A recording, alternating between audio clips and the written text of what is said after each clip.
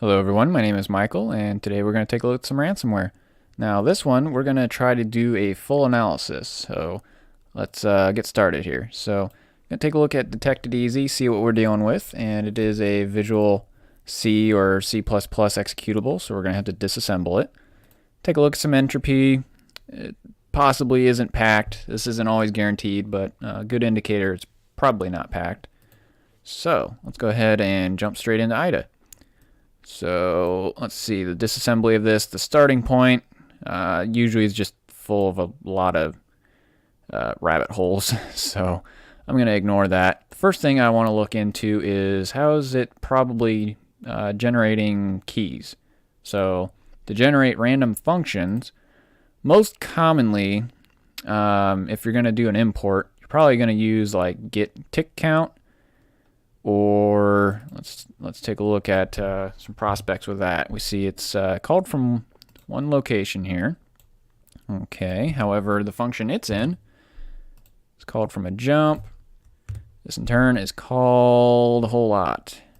So this could be just generating a number for anything. So just from digging into some rabbit holes with this one myself, that's actually not where the keygen is, unfortunately. So the other prospect we have is CryptGen random. So let's take a look at where that's referenced. That's referenced in one place.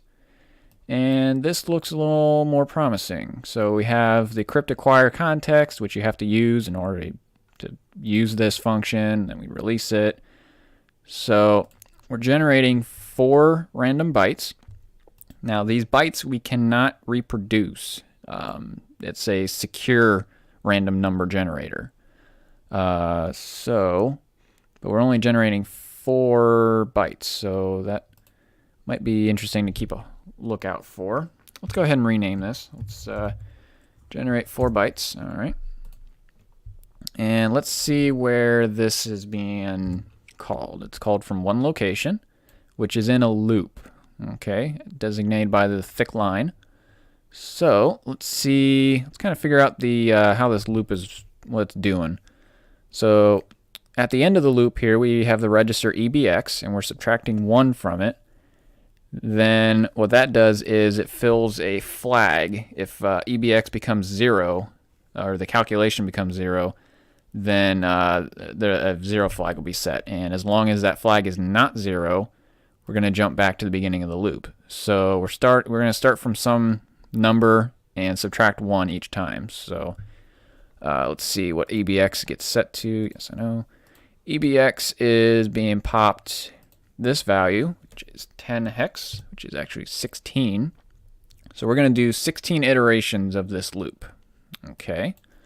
Now let's take a look at what else is going on here. So we know that this function generates 4 secure bytes. Then that's going to be in the EAX register. So we're going to have that ready for a calculation. So let's go ahead and push the value of 25. And we're going to put that into ECX. That's what this push and then pop does. We're going to clear EDX because we're probably going to use it for something. We're going to use a divide. So this is going to take the ECX register and do a division with the EAX register. So I think it's actually EAX divided by ECX, and that's the result's gonna go to EAX, and a remainder will go into a different register. So we're doing these 4 bytes are going to be treated as an integer. We're going to divide it by 25. Then we're going to come down here, going to move some registers around, and we're going to add 97. Okay. Then we're going to do some push, call a function. Not quite sure what that function does, but probably going to add it to this variable, I'm guessing. So going to iterate 16 times, do this little math, and then at the end we should have 16 characters or 16 bytes. So let's go ahead and take a look at this in the debugger. Let's first name this. It's just called a keygen.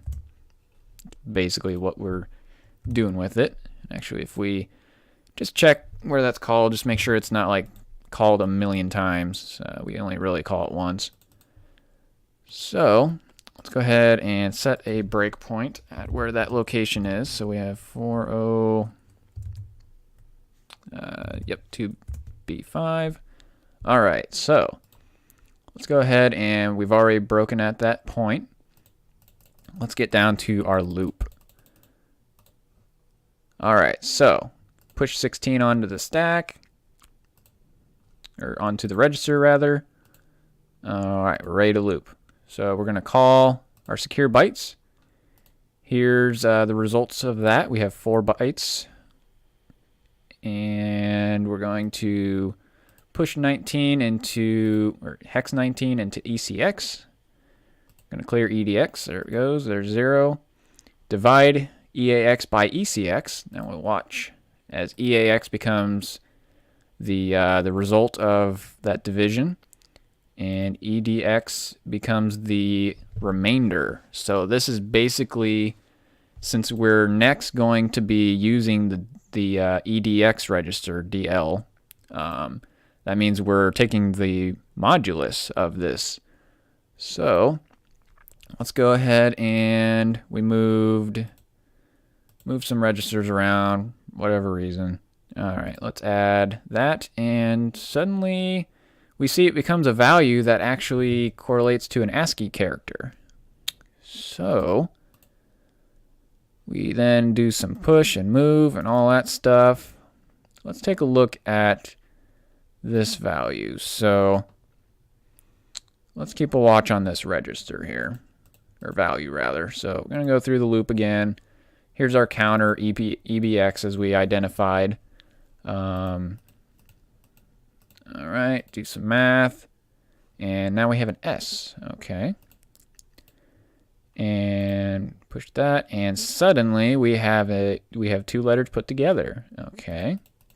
Let's loop again. And ta-da, we have an F. Okay. So let's find out where this is being referenced. Let's just jump through a couple times. All right, cool. Let's set a breakpoint and just get to the end of it. So, all right, so ESI now contains our full key, which is currently an EAX, also an ESI. Let's just go ahead and follow one in the dump. Now, since this is actually, we'll see, we don't see our string here. We see kind of part of it, but actually this is being dereferenced, just kind of like you do in C. So actually this is an address. This is a pointer. So we need to select this as a D word, 4 bytes, and follow that. And there we go. Here's where our actual memory is with our key. So let's go ahead and let me modify these breakpoints. Let's see if we can just kind of verify our math that's going on here. So I'm going to restart this. We're going to get a completely different key, but oh well. So we're at our loop. All right, so let's do some math. And we'll do that by creating some Python. Okay. So what we've observed here is let's just do, we have a D word coming in. So we need to take the D word. We take a modulus of 25 and we add a 97 to it. Now, that is actually because 25 is the length of how many characters are in the alphabet, 0 based. And then 97 is actually the ASCII character A. So let's go ahead and do like, let's see. Oop, actually, we need to convert this to a character. Let's do kint. Let's take an input argv1 base 0. All right, so let's kind of follow this along just as a proof of concept. Python keygen.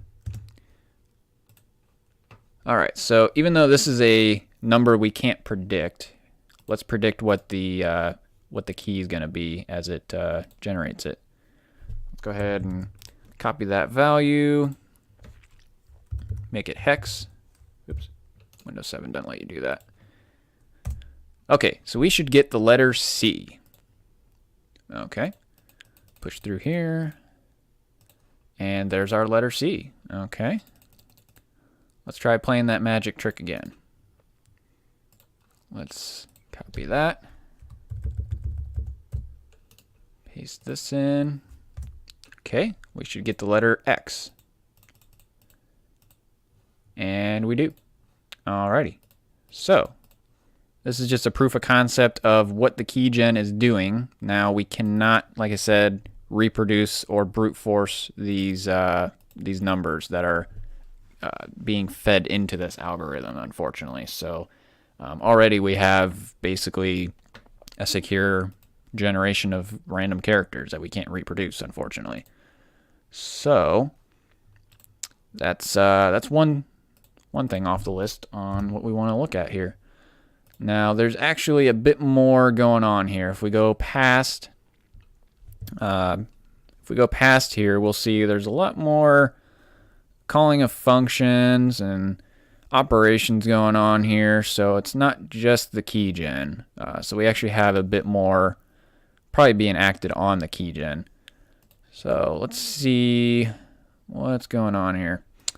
Let's take a look at the strings, and already we see there's a public key. So let's go ahead and copy that and go into Crypto Tester. Go to Blob Analyzer.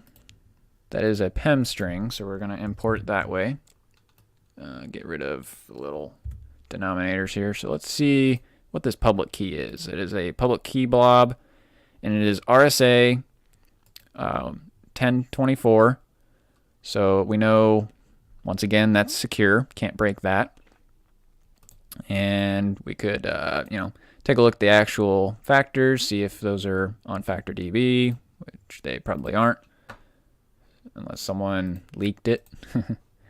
So, all right. So since we know that we're using that, and we've got a couple of failed errors for some context and import. Okay, so let's take a look at another crypto function. So we've got, when you've got that type of a PEM string, you do need to use these two functions. You have decode object, which basically takes that PEM format and turns it into what the crypto API needs. Actually, I think it's string to binary. I might be getting these mixed up. It's a combination of these functions. So we're probably going to have that all in one function that uses them all. So, yep, we acquire context. Okay, so, yep, decode string to binary. All right, so that's the first one. So, let's see, 800, which is 2048. Okay, interesting. All right, so we acquire more context. We import. We do some Crypt Encrypt here, actually. And if we go down here again, there's actually a second Crypt Encrypt. Now, the reason for that is this first one, if we follow this in the debugger, we could see what these registers get resolved to. The first time you call it, you're gonna basically give it null, and it's gonna spit back out what the size of your buffer needs to be. So, for example, in here, if I want to decrypt, say, our key of 16 bytes, we're gonna probably pass into this variable. We're gonna tell it 16, and then we're gonna call this with no actual data to encrypt, and it's gonna spit back how big you need to have a buffer ready to actually encrypt that data. So in this case, since it's RSA 1024, it's gonna spit back a hex 80, saying you need to make a buffer that big. And actually, if we kind of follow the rabbit hole on this stuff, this function actually, for all intents and purposes, is basically memset.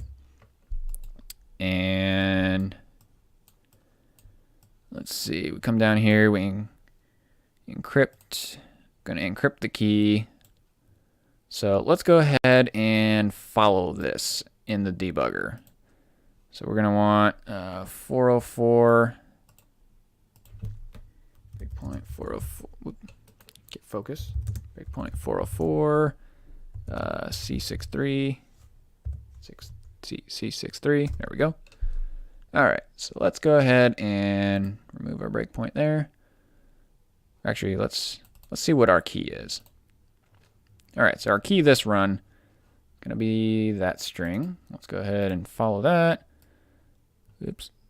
Follow that back in the current dump, and here's our current key. Let's go ahead and do a binary copy. Let's just kind of save that over here. Yes, I know. All right, so here's our key. Let's go in here and let's go ahead and jump to our Crypt Encrypt. So we can take a look at our registers here. Or actually, we can take a look at the stack. Okay, so passing all of that.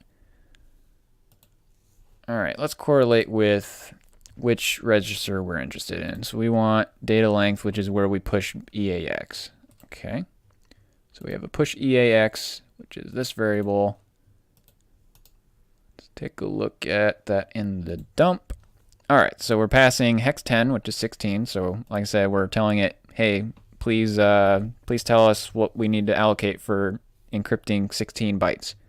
And Crypt Encrypt is going to come back with 80 hex. So it says that's how many bytes you need to allocate a buffer, please.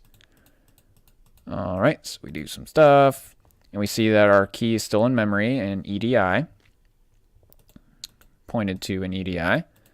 All right, so now we probably have an actual buffer in EAX, likely. No, wrong. No, okay, it's ESI. I missed the click. All right, so here's our buffer, and we'll see it. There's actually like a mem copy going on. So we allocated a buffer that is 80 hex bytes. So let's jump through here, and ta-da, it's encrypted. All right, so our key's been encrypted by RSA, so we cannot get it back. However, let's go ahead and copy this and just store it for observation purposes. All right. So we got a key. We've got it encrypted. What are we going to do now? Alrighty. So the next thing we need to know is what's it encrypting files with. So for this, since we saw all the Crypt Encrypts are just for RSA, it's not actually used for anything else. We're going to use another tool to try to see if we can get a hint first. So I'm going to use this program called PEID. It's supposed to also kind of work like Detected Easy, but it doesn't really find what it's compiled with half the time. What I'm actually interested in is this plugin called Crypto Analyzer or Canal. And we'll see here, it found the crypt gen random, which is related to crypto, and the Crypt Encrypt. But interestingly enough, it also found something for an algorithm called teen. Okay, so it found two D words, or 32-bit variable or values, constants, of a 32-round teen, delta, and a pre-computed initial sum. Okay, so let's take a look at this this entry point. Now, I wish there was a copy paste here, but there is not. However, it does take over my screen. So I hit the G key on my keyboard. I'm in the background. There's a prompt up for me to go to address, and I'm typing that in. And all right.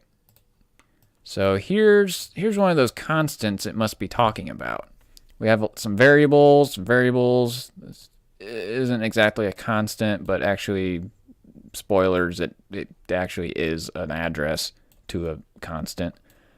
But we have a very clear constant here. Push 32. So it talked about 32 rounds. So that's probably going to be Yep, once again we have EDX acting like a counter. So we pushed 32 and then we popped it into EDX. All right, so we're doing 32 loops of this. And we have some shift lefts, shift right. I think there's an add in here. There's some XORing. Okay, so yeah, this looks like some type of crypto function. So it's talking about a teen function, so that's interesting. Let's find out what that algorithm is. And let's put in this constant, and we'll see it comes up with the tiny encryption algorithm, T. Let's take a look at the Wikipedia article on that. And we'll see just a preview. It's a block cipher. It's really simple. I don't understand this part of it, but if we take a look down here, it operates on two 32-bit unsigned integers, uses a 128-bit key. If you divide 128 by 8, it is 16, which coincidentally enough, we have a 16-byte key. Uses a Feisel structure, blah, blah, blah, crypto, math, golden ratios. All right, here's our, actually that's the wrong constant. Let's take a look here. And we see some code. Okay, I can read code. Here's our constant. There's that C value, C6EF. So that is part of a decrypt function. Okay. We see here it's that's something about the sum of 32 times delta. This is actually a pre-computed. You don't have to. This is just for speeding up the optimization. You don't even have to have this in here. It can be calculated in this loop.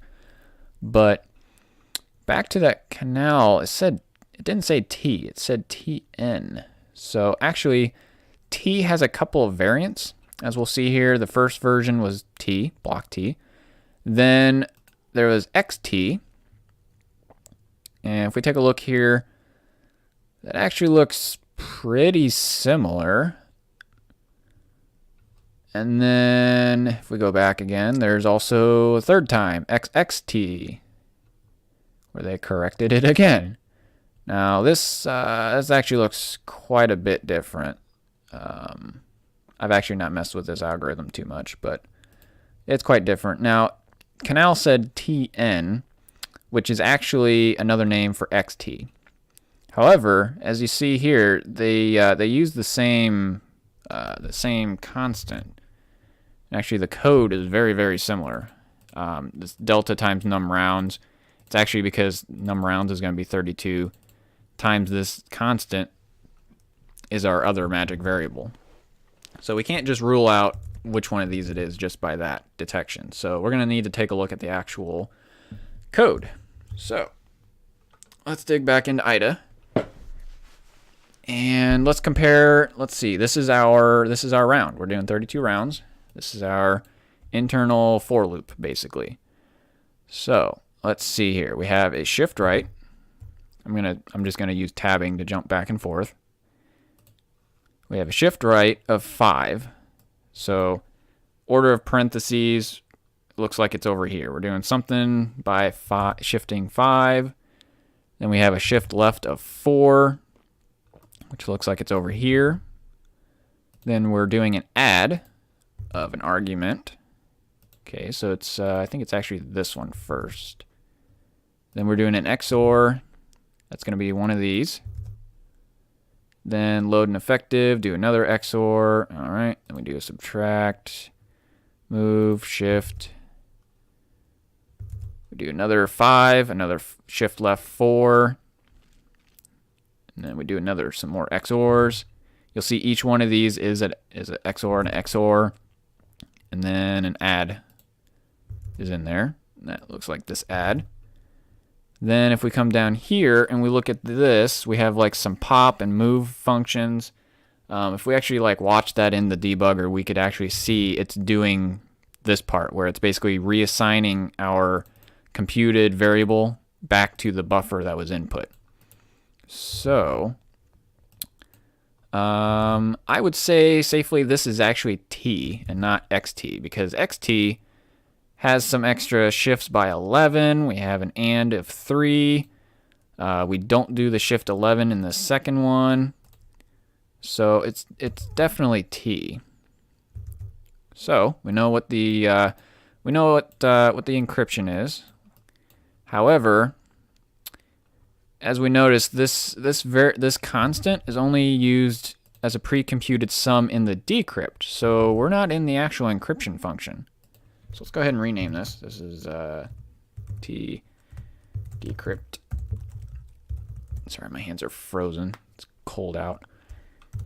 So we have a decrypt function, and we're iterating over 8 bytes, likely. So we're adding 8 to our counter, comparing it to an argument.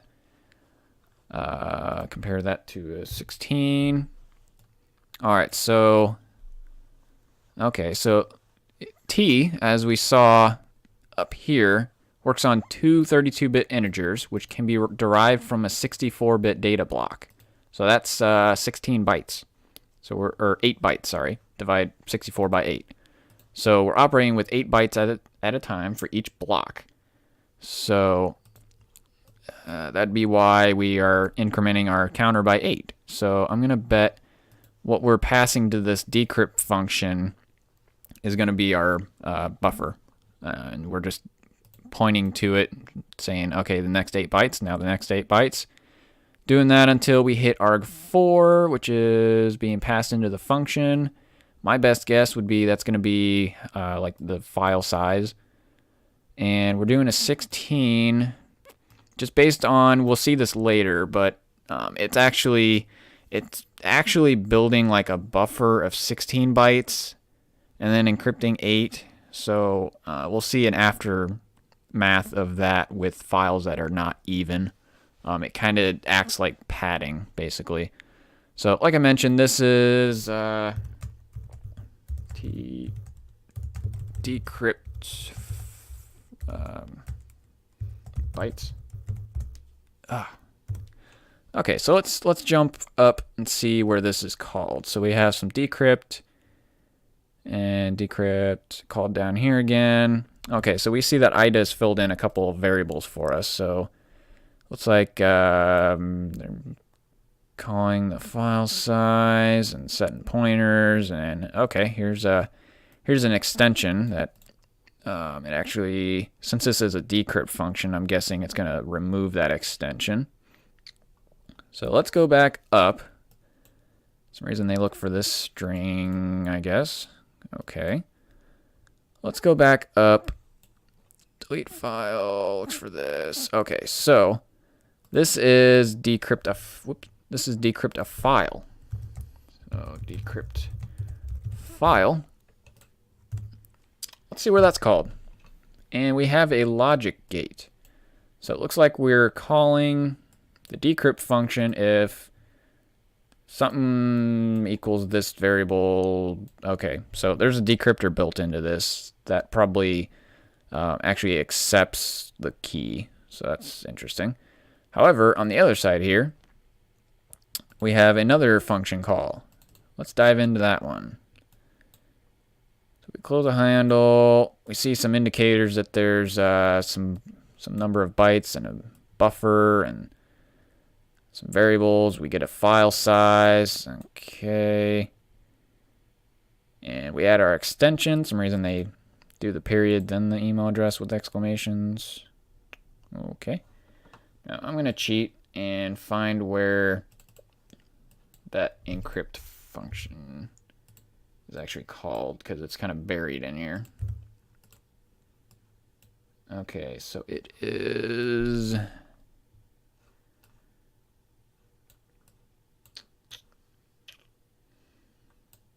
Okay, there's actually some more functions we need to resolve here. Let's see, create a file might be interesting to see where that's being called. That's calling everywhere. Okay, actually what I'm looking for is write file,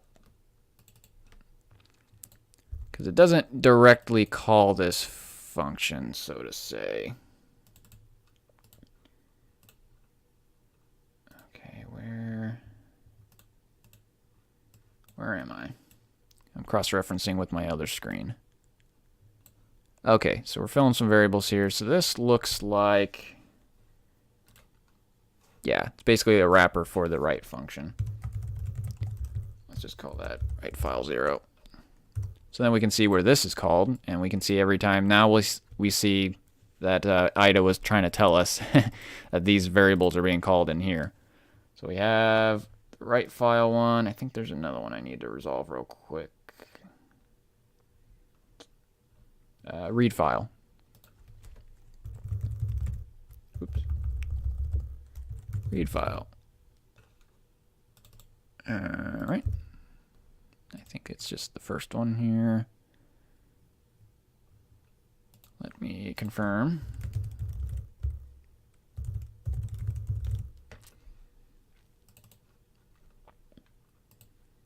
Address FD for, yep, okay. So this is a read file wrapper, kind of. Alright, so we see that is mostly called in the decrypt function. However, we also get it called over here. Alright. So, alright, we got some get file sizes and all that. So we're writing a file, writing to the file. Okay. We have a lot more write file calls here. Is this my... Alright, let me see. Let me see where that encryption is. So I did dig through this one quite a bit before, so just a sign, I am still a newbie at this. I'm gonna cheat and jump to that 409 A72. So what I'm trying to jump through here within maybe like a half hour to an hour video took me maybe 2 or 3, maybe 4 hours. So let's take a look into this function. And once again, we have iterating blocks of 16, and then we're encrypting in blocks of 8. All right, so jump into this function, and this looks familiar. So this is actually our encryption function. Let's go ahead and name it.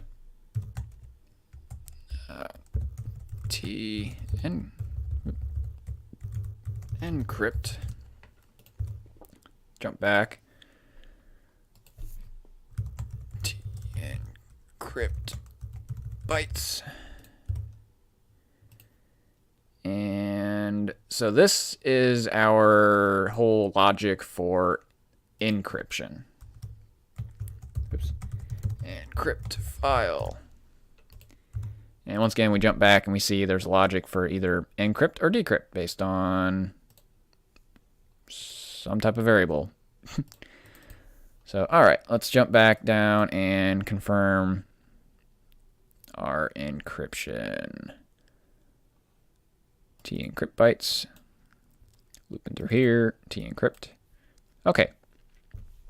So, yep, once again, we have that exact same shift right 5 down here.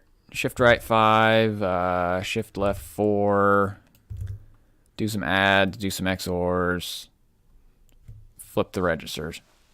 All right, so we've gathered how the key is generated, how it's secured, and how files are encrypted. Now, the last thing I want to look at is how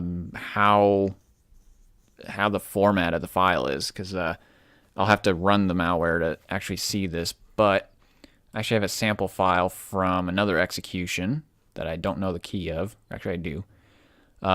We can see a pattern here. Since this file was nothing but zeros, we'll see a pattern. It's encrypting the same thing over and over, and it's in 8-byte blocks. So that's how we can see it's a block cipher of 8 bytes. Now, if we come to the bottom here, we'll notice our pattern stops. So we have this much to figure out what is being written here. So that's 91 hex or 145 bytes that are unaccounted for. We don't know what that is quite yet. So let's find out. And let's jump back up to our encrypt file function. So we saw there's some write files, and we're pushing EAX quite a bit. So if we look at the number of bytes to write, it looks like we have some chunks. So first off, we encrypt. This is probably a loop, and we're writing to the file in a loop of probably like 8 bytes. Looks like we check file size for some reason, probably to see if we're at the end of the file. All right, so then the next time we call write file is with ESI, which if we follow ESI back up here is being popped, which means the previous push is 16. So we have the file, encrypted file, then we have 16 bytes of something, we'll find out later. We write that to the file. Now we're going to write 1 byte of something from the buffer. We see that, 1 byte. Okay. Then we're going to push hex 80 or 128 bytes. We're going to write that to the file, which would be the rest of that, hex 80. Okay, so we see the write operations. We know where we need to break, basically. So let's do that. Let's go ahead and I want to break at this point. All right, so BP 409, bad short-term memory, HC, break. And all right, so we are encrypting a file under C users desktop ini. Let's go ahead and follow that. And looks like we've already gone through, and let's see, this looks, well, should look familiar. If we look back here, okay, so the ransom note actually is a hex representation of this is our encrypted key. So this is the key that we're going to use for T, encrypted with RSA, dumped as lowercase. So that's how the criminals are getting it. You know, you send them the key, which is encrypted. They use the private key. They decrypt this, and it becomes this. So let's see. Whoops, lost track of what I was doing. Users. Why is the file not there? Users desktop. It's a hidden file. And show hidden files and unprotect that. Okay. So if we open this, it's already been scrambled. Now I can't open it in X or HXD because there's a file handle on it. I don't know why Notepad can open it though. But we'll see here. Since it's not ASCII, we can't actually prove that it hasn't written anything else to the end of the file yet. But let's watch. So, all right, so there's our key. Okay, that's interesting. It's an EAX. And actually, we notice there's a encrypt bytes call here. Now, if we actually watch this function, let's see if I can do this. Which function is it? It is at, all right, I'm just going to put a breakpoint there. 409 AB9. There it is. Alrighty, so here's our T-encrypt function again. And we'll notice that we have a register, or we have a couple registers with our key. Okay. So we have it in EAX. Let's go ahead and go to here. We have it in EAX. We also have it referenced in ESP, since it is a pointer. Here it is. All right, so let's see. It seems like we might be putting that in here. Okay, so let's go through our T encryption here. Jump into here. And we'll see, yeah, actually, these two variables are actually, this is correlating to V, the first one, is our input. And then we have the key. So this actually I found is very strange. It's encrypting the key with T with itself. So it's encrypting this string via T with this same string, even though they already encrypted it with RSA.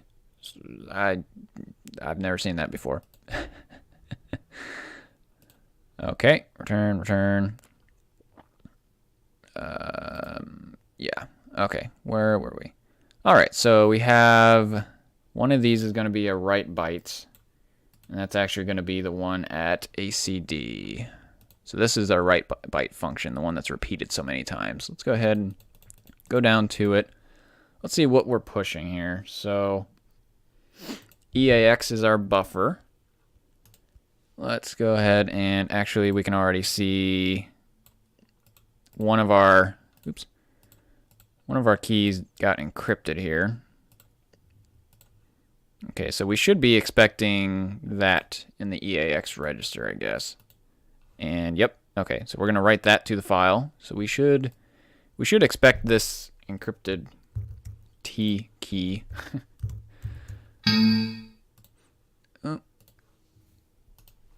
to be at the end of files. So that's very interesting. Okay. Then we're going to push one. And that's going to be, EAX is going to be our, what we're going to push again. We're going to push a 02 to this file. Okay. And finally, we're going to do another write with hex 80 bytes. Or 128. And let me see. Yeah, this one's going to be our buffer. And actually, that is our RSA key, or RSA encrypted key. So at this point, we know what the structure is. Let's go ahead and let it. Okay, closed handle. What's called? Can we open it yet? We can. Okay. So we know the end of the file. Let's see. We have, how many bytes was this? Total bytes would have been 91. Okay. So we've got these many bytes are added to the file. Now we see this 0C blah blah blah. Oops.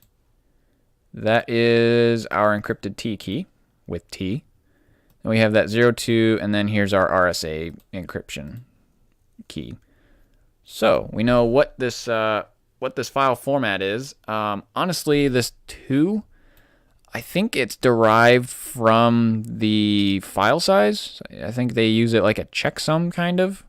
That's probably the only part of this ransomware that I haven't figured out 100%. I can only guess it's a checksum.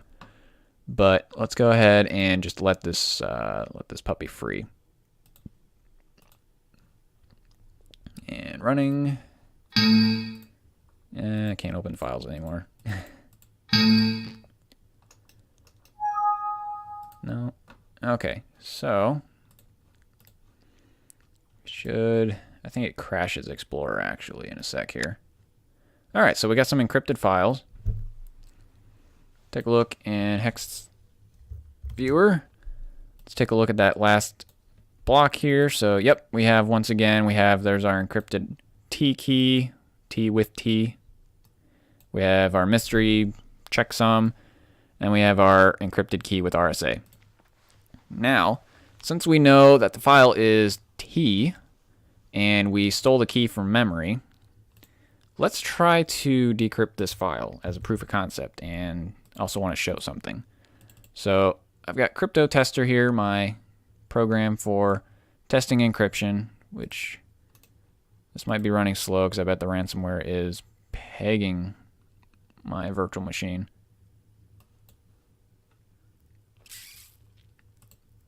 Oh, I've got it open here. All right, so we cheated. We have our key.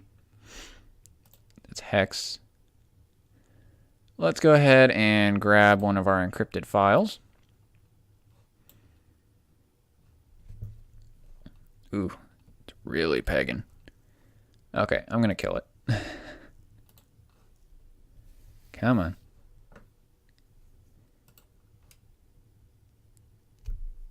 Don't lag out on me on video. Come on.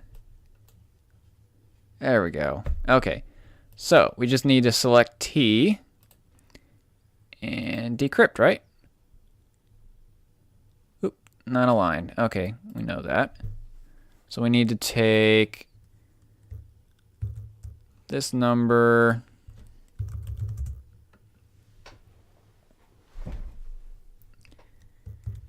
and we need to minus 145.